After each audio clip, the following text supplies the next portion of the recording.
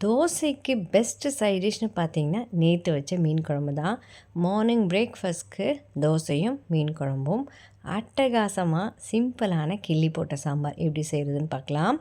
1 tumbler துவரம்பருப்பு, அதுக்கு 2 teaspoon பச்சைப்பருப்பு. சாம்பாருக்கு எந்த அளவுக்கு தண்ணி வேணுமோ அந்த தண்ணியை பருப்பு வேக வைக்கும் போதே சேர்த்துக்கிட்டால் நல்லாயிருக்கும் அப்படின்னு எங்கள் அம்மா சொல்லுவாங்க. ஸோ அப்படி தான் நான் செஞ்சேன். ஸோ கூடவே பார்த்திங்கன்னா சின்ன வெங்காயம், தக்காளி, பச்சை மிளகா, கொத்தமல்லி, கருவேப்பிலை, மஞ்சத்தூள், சீரகத்தூள், பெருங்காயத்தூள், குழம்பு மிளகாத்தூள். நீங்கள் வேணால் சாம்பார் பொடி கூட சேர்த்துக்கலாம். 2 ட்ராப்ஸ் ஆஃப் எண்ணெய் ஊற்றி குக்கரில் பருப்பை வேக வச்சிடணும். அதுக்கப்புறமேட்டு ஒரு கடாயில் எண்ணெய் ஊற்றி சீரகம், கடுகு, சின்ன வெங்காயம், கருவேப்பிலை, காஞ்ச மிளகா அது எல்லாமே போட்டு வறுத்ததும் பருப்பு வெந்ததும் அதை ஒரு கடைஞ்சி இதில் கொதிக்க விட்டிங்கன்னா அவ்வளவுதான், சூப்பரான சாம்பார் ரெடி. இதுக்கு நான் புளியெலாம் சேர்த்துக்க மாட்டேன். இதுக்கு சைட் டிஷ்னு பார்த்திங்கனாக்கா நான் ஈரல் ஃப்ரை தான் பண்ணியிருந்தேன், மட்டன் ஈரல்.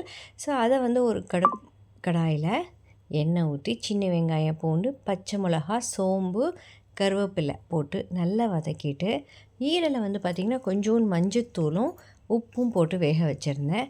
அதையும் போட்டு கொஞ்சம் சூப் ஊற்றி நல்ல ஒரு வேக வச்சு இது நல்ல ஒரு பெரட்டி வந்ததும் பெப்பர் பவுடர், கருவேப்பிலை போட்டு இறக்கிட்டேன். அவ்வளோதான். சாம்பாருக்கும் மட்டன் ஈரல் ஃப்ரைக்கும் செம்ம காம்பினேஷன். இதுவரை நீங்கள் சாப்பிட்ருக்கீங்களா? இந்த காம்பினேஷன் உங்களுக்கு பிடிக்குமா அப்படின்றத கமெண்ட் பாக்ஸில் மறக்காமல் மென்ஷன் பண்ணுங்கள். நைட்டுக்கு அதே சாம்பாரும் சப்பாத்தியும். இதுதான் இன்றைக்கி எங்கள் வீட்டில் பிரேக்ஃபாஸ்ட், லஞ்ச், டின்னர். மறக்காமல் சேனலை சப்ஸ்கிரைப் பண்ணிக்கோங்க.